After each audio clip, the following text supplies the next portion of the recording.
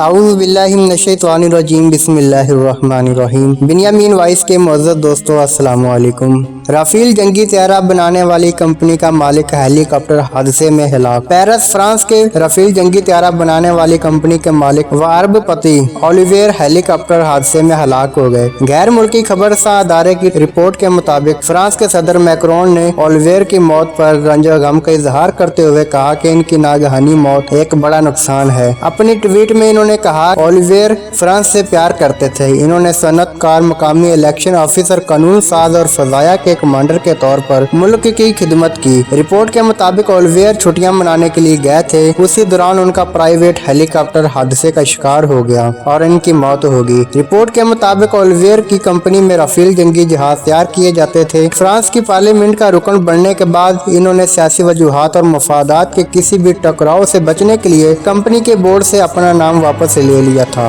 ناظرین، یہ تھی آج کی تازہ ترین خبر۔ امید کرتا ہوں پسند آئی ہوگی۔ ویڈیو پسند آنے کی صورت میں دوستوں کے ساتھ ضرور شیئر کریں۔ اگلی ویڈیو آنے تک مجھے دیں اجازت۔ اللہ حافظ۔